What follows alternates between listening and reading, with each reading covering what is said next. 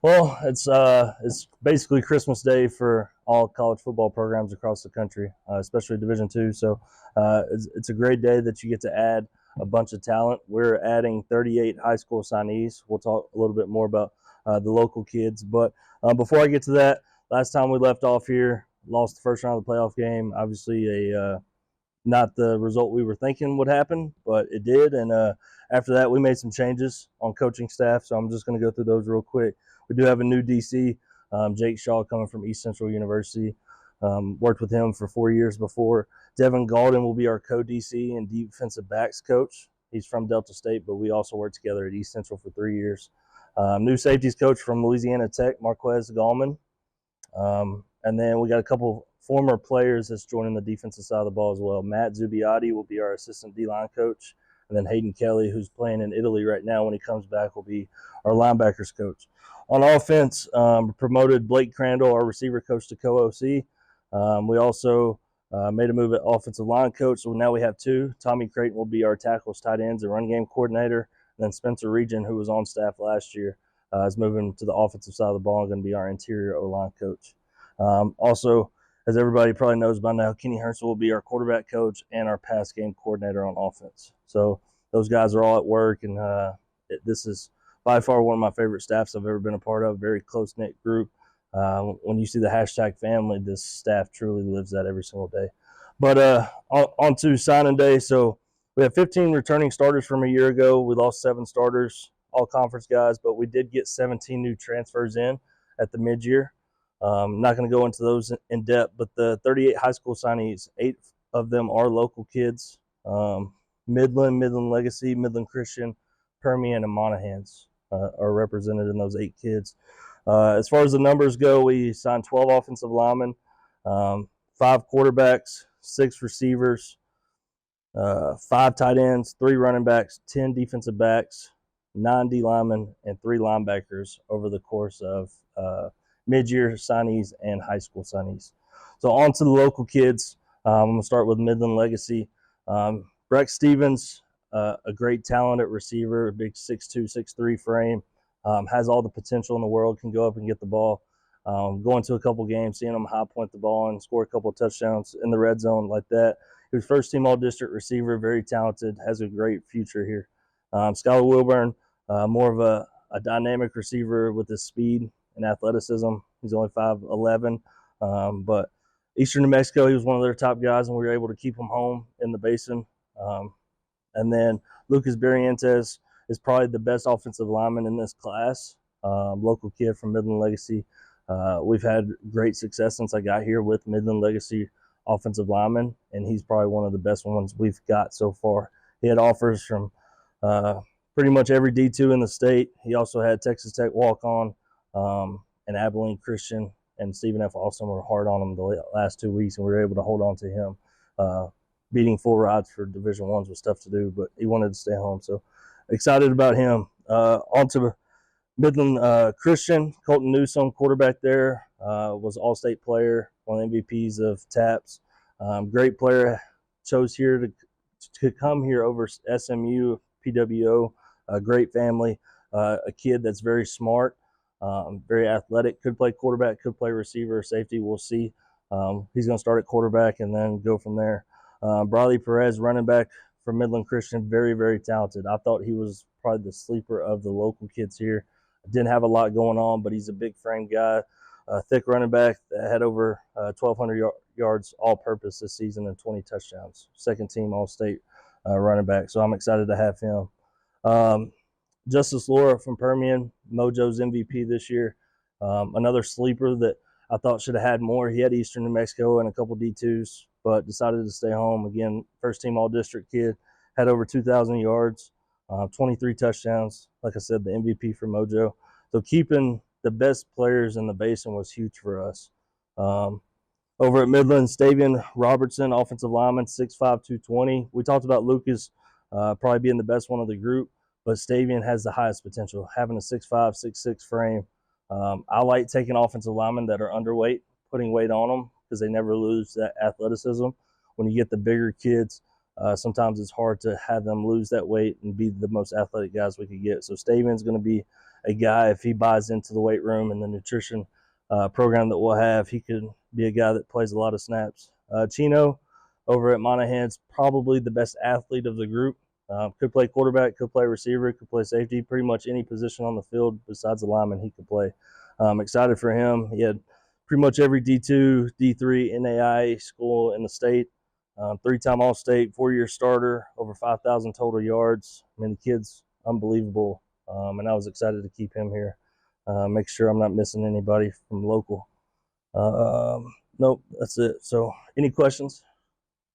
I guess big picture, including your transfers and high school kids, what stands out about this class, or maybe the strength of this class? Yeah, I think when you look at the numbers, both mid-year and the high school signees, we took a huge dive into offensive line, defensive line, and DBs. Offensive line, I think when you go back and turn on that playoff game, that was our weakness that game. So I made it a point that I'll never have that feeling stepping off the field that we need to get better up front. So I made sure we signed 12 guys, and all 12 of those guys are going to have a shot to play in the first 2 years. They're all great football players. And then on the defensive side, it all starts with the trenches, right? You have to have great defensive linemen to be able to shut down the run. But I felt like when this league starts throwing the ball like they used to, when Commerce was winning a national championship and it was a powerhouse, is everybody was throwing the ball. I think we're going to get back to that this year in this conference. So getting defensive backs that can lock down guys man-to-man and longer than what we had last year. At one game, we had 5'9" and 5'10" corners, where this year you're going to look out there and see 6'2", 6'3" corners pretty much every snap. So that was a huge deal for me. I think the strength of this class, both mid-year and high school, is definitely the two fronts on both sides of the ball and defensive backs. We talked last year about how winning would kind of help you in the recruiting front for obvious reasons. Now, having achieved that and being conference champions, how much do you feel like that's influenced your class? Oh, it's huge. I mean, last year, a year ago today, I would not have beat many Division I's on kids.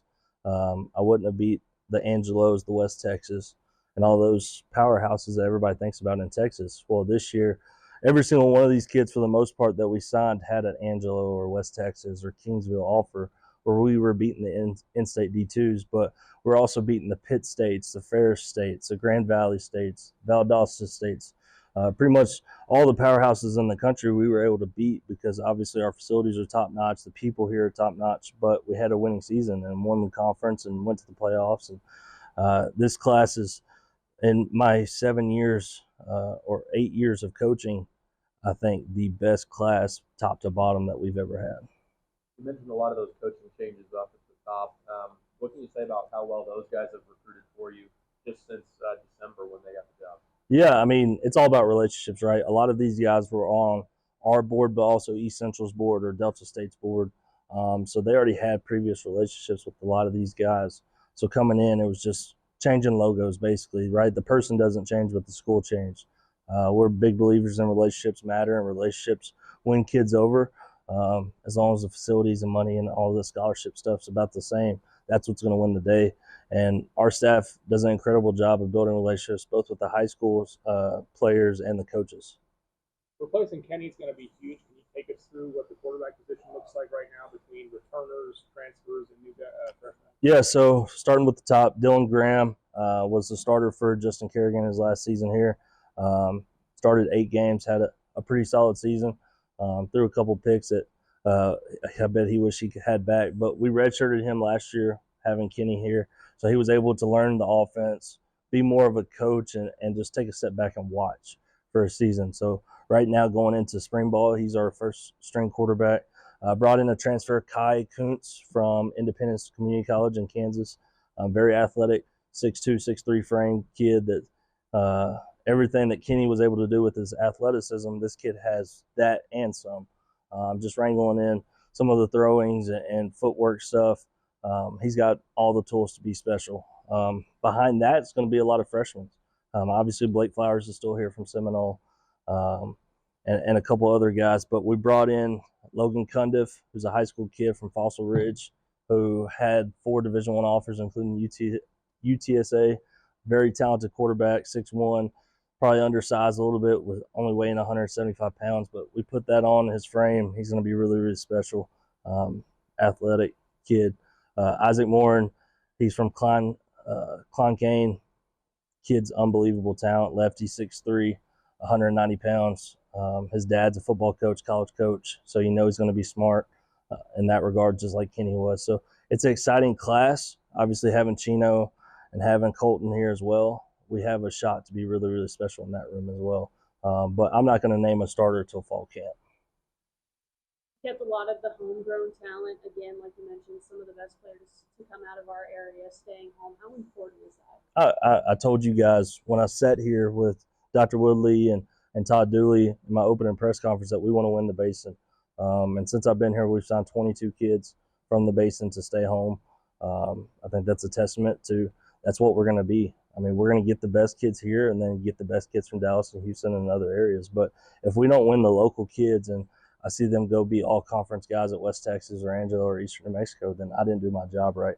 Obviously, I want the Permian Basin to support us, and I think they will at a higher level than ever before because we're winning, and everybody wants to associate with winners. But also seeing the same names they see on Friday night or here on Friday night is huge to get everybody in the stands. Going through this recruiting year, have you noticed a change in perception when it comes to high school kids and the coaches? Oh, absolutely. The one perception that hasn't changed for UTPB or West Texas is people just don't know what's out here, right? From Dallas or Houston, they hear West Texas and they think flat plains, nothing but dirt, nothing to do, all that. But then they get here on visits and they're shocked at what the campus looks like. They're shocked at the football facility and that there's 350,000 people between the two cities and that there's 2 shopping malls and all kinds of things to do and eat. It shocks a lot of families when they get here. But the perception of the local people has changed tremendously. A year ago, it was tough sell to get people to stay home. They wanted to go elsewhere and see what there is out there, right? But this year it was a little bit easier. The Justice Lords of the world, the Lucas Barrientos of the world, where guys, like, they want to be here. They see that this is a winning program now. They want to be a part of that. They don't want to leave for something else when they can stay home and family can see them every single day, but them also play for a great university. Who's a freshman coming in this class that you think could make an impact or at least see the field a little bit right away? I think our 2 kickers. So Angel Diaz from DeSoto won a state championship, obviously 2 state championships, and then Gabriel Agura is another kicker that I think both of them will compete for the starting job, both kicking and punting. So I'm excited for those 2 kickers. I think that was a weakness of our team last year was special teams and our kicking game, where we're going to get tremendously better. One of them's the number 32 ranked kicker in the country. The other one's the 52 or 52nd ranked kicker in the country. Both of them 4.5, 5 stars. Kids that we shouldn't be able to get, but we're getting now because of our programs winning at a high level and the culture that we've built here.